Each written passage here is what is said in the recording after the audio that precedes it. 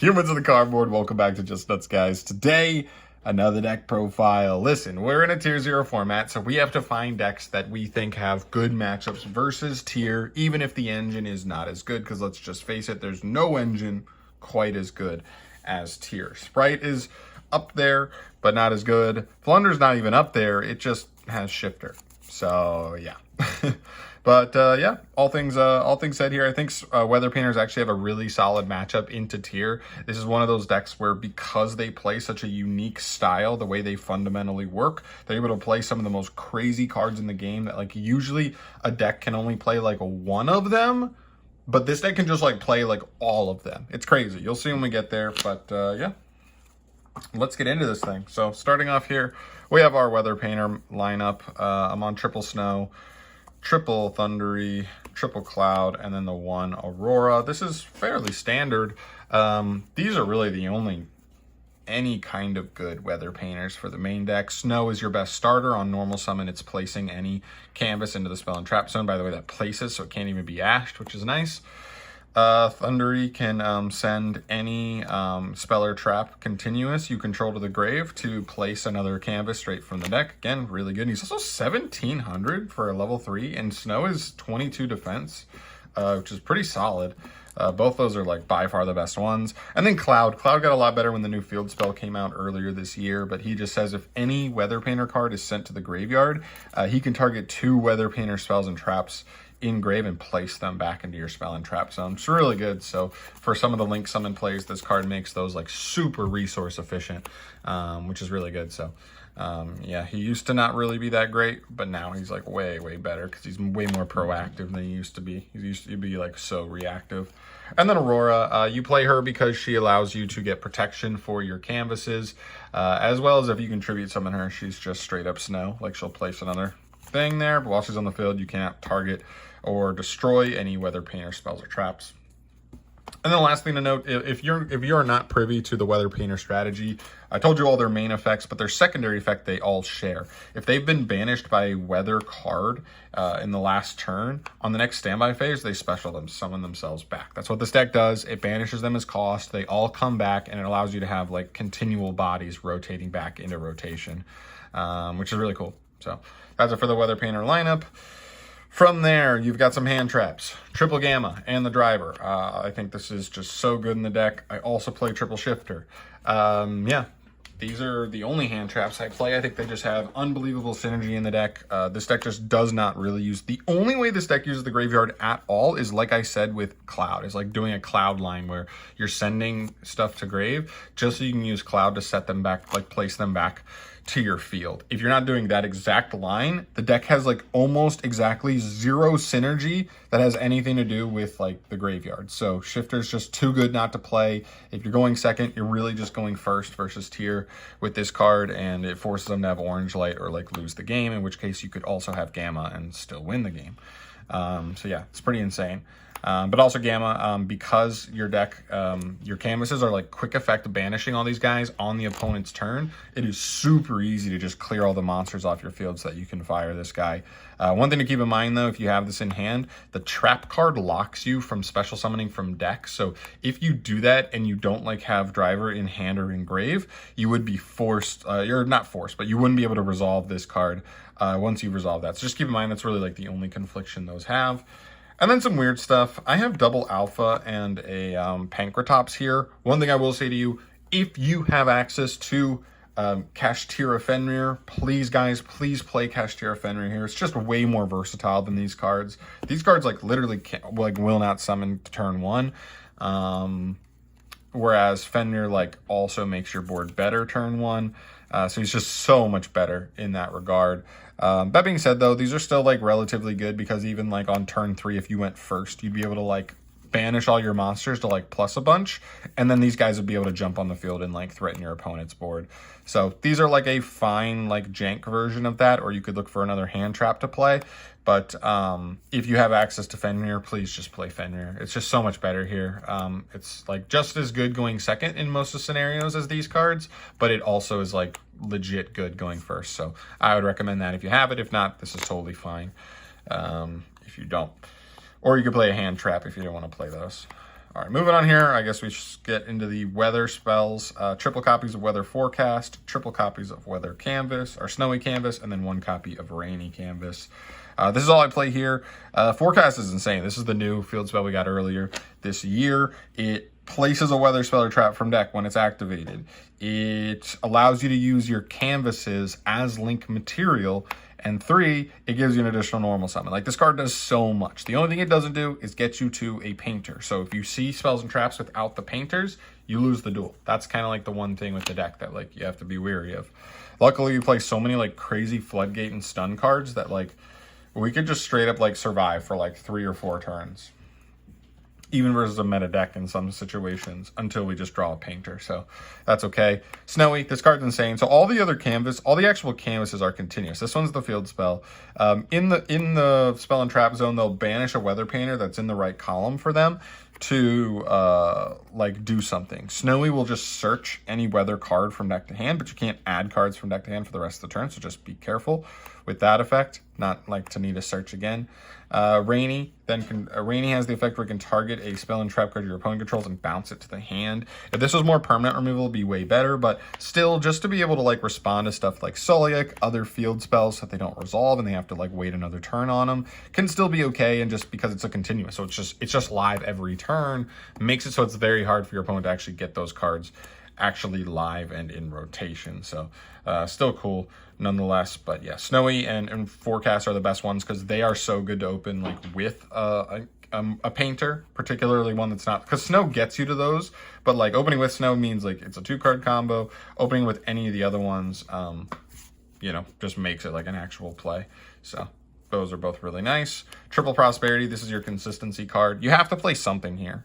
You could technically try to play Extravagance. You could even try to play Duality. I don't love it, especially if you're playing Fenrir, but the problem is all the weather painters want to summon back on your standby. So if you ever have like a Duality you want to use like on a later turn, you can't once you've summoned back any of them on your standby. So it's kind of tough, but Prosperity is the best one in my opinion, because like I said, your play can be dead if you just can't find a painter. So even though we technically play 10, but Aurora is too high level to be normal summon, so we kind of only play 9, which means like this card kind of functions as like 3 more copies to just dig for those if you don't have them in hand to start. But yeah, pretty good. And the last spell I played was One Dimensional Fissure. This card's insane. It's just Shifter, but it never goes away. It says any monster sent to the graveyard is banished instead. The reason I particularly like this card in this deck is continuous spells. So some cool synergies with stuff like Thunder being able to like send Fissure to place another weather painter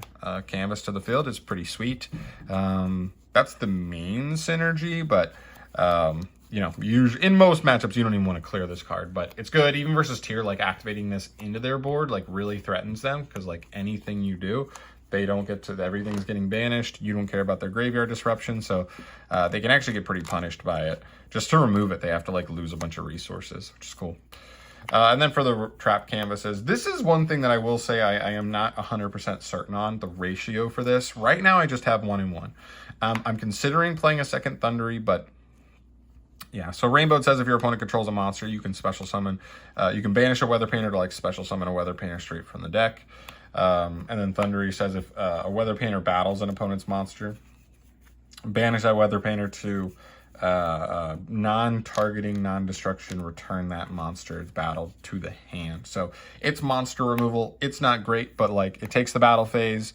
You give up a monster, but it's non-targeting, non-destruction, so removal is removal. I will say this though, like I could definitely see scenarios where if your opponent like with like once you have Shifter or maybe Macrocosmos up and your opponent's able to like get this banished and know that you can't even get it back with like a Cloud Line, they could definitely try to like play a game where they're like, I'm just going to summon a bunch of big Chunguses that he like, this deck is not built to beat because he doesn't have removal. And then you could be in trouble. So I consider playing a second one for that. I don't think Rainbow is necessarily that important to play as a 2 of, but Thundery I definitely do because it's like an out to a lot of different things. It's never really that bad to see too, because it threatens your opponent in the battle phase if they're just going to try and go like, you know, summon something, go battle phase immediately. So that's pretty nice, but yeah, that's all I play there. And then we play some floodgates. Gotta love them. Triple copies of Skill Drain. and 1 Macrocosmos. If you're going to play Dimension Fisher, like, why wouldn't we play Macro as well? And then Skill Drain as well is another one of those cards. So, like, when you really look at it, like, Shifter, Gamma, like, this would be Fenrir, but, like, that's not that crazy.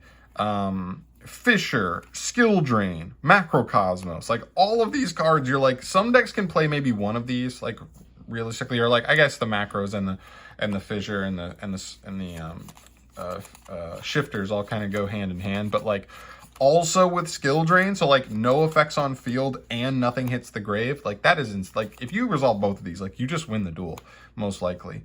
But this card's really crazy because all of the Weather Painters banish as cost for any of those effects.